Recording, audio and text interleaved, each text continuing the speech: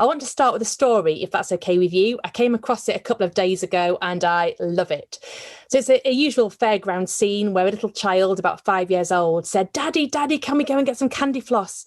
And the daddy said, "Okay then." So they went over and they got the candy floss. And you know how it is at these things. The candy floss is enormous, way bigger than the child. And the little 5-year-old said, "Wow, Daddy, that's amazing." And the father said, like fathers do, "Goodness me, are you going to be able to eat all of that?" And the little girl replied, "Yes, Daddy, you see, I'm far bigger on the inside." And I love that story, but actually the truth of it is a very real truth.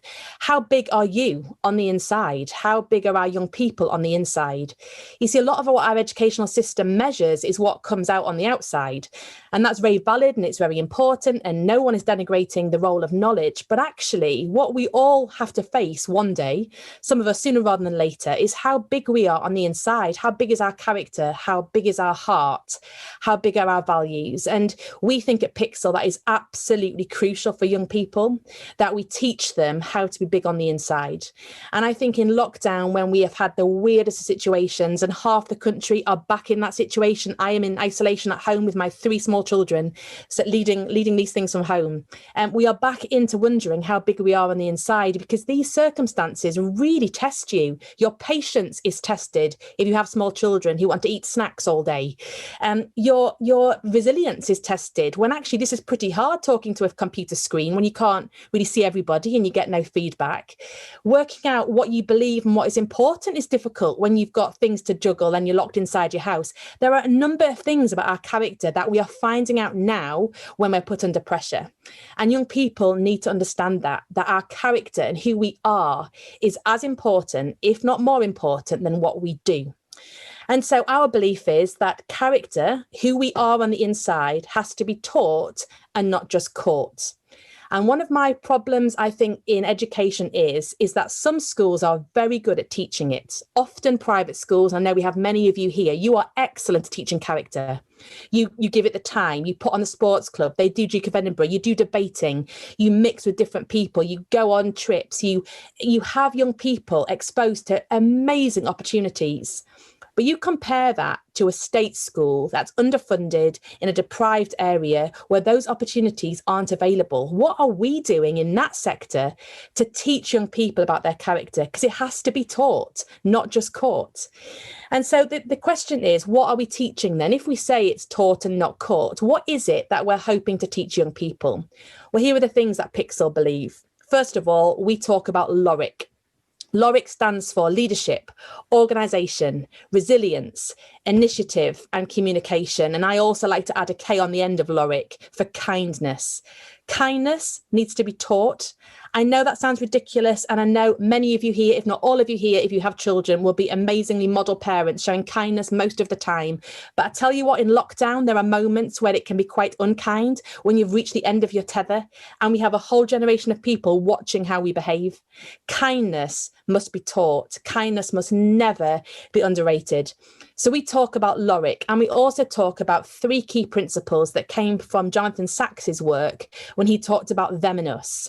And his premise is that we need to teach a whole generation of young people about kindness, respect, and living without causing deliberate harm to others. And that's really important, without causing deliberate harm.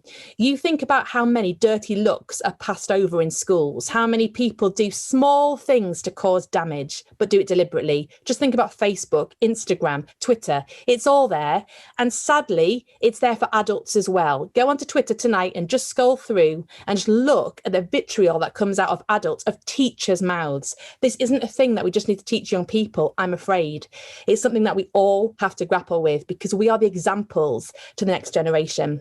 So we believe in leadership, organisation, resilience, initiative, communication, kindness. We believe in showing respect and teaching about respect. And we believe also in helping young people understand the damage that we do when we other people, or when we denigrate other people, or when we put other people down to make ourselves feel better. And we investigate in the lessons that we write why we feel the need to do that. If you feel the need to put someone else down so that you feel bigger, what is triggering you? Because that is not good behaviour. And it's behaviour, if we don't deal with it now, will end up in your workplaces when they start showing this behaviour then. It is so important we get this right. And it's not just those things, is it? It's the kind of things that we've all faced in lockdown. Who are you when you're under pressure? How do you communicate when you're not happy? How do you handle conflict when you've got something that you have to address, but you have to address it appropriately? How do you work out what is triggering you and what is a real issue, and making sure you separate the two things? How do you work out how to treat someone like an adult from your adult space to their adult space without becoming their parent, or without treating them like a kid or behaving like a toddler?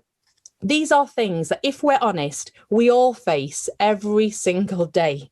And our young people are no different. We need to help them understand this. It is so important. And not only is it important to deal with all of those issues, it's important to understand confidence, communication, conflict, all of those really important C words that they're going to live with for the rest of their lives. That, I believe, is one of the biggest gifts that we can give to our young people, to give them the tools to navigate that, to give them the tools to navigate them. Alan de Botton talks about a little exercise that you might care to do. It's a bit deep and meaningful, but what he says is you sit down with a piece of paper and write down the manual of you. If you could write a manual for how you work, what would the manual say? My question back to Alan de Botton would be, I'm not even sure people would know what to write, because I don't think many of us have a self-awareness enough to be able to even do that exercise. And that's the problem. We need to create young people who are driven forward, who have hope and have optimism, who know themselves, who love other people, who serve other people, who can lead, who are organised, who are resilient, who have initiative, who can communicate, who can be kind, respectful, and change the world for the better. And I think right now is our chance to do that. And I think right now we ought to take the chance to do that, because we're not going to get another time. This is the time when the whole world is asking the same questions. And I think to not take this as an opportunity would be a massive mistake. Thank you.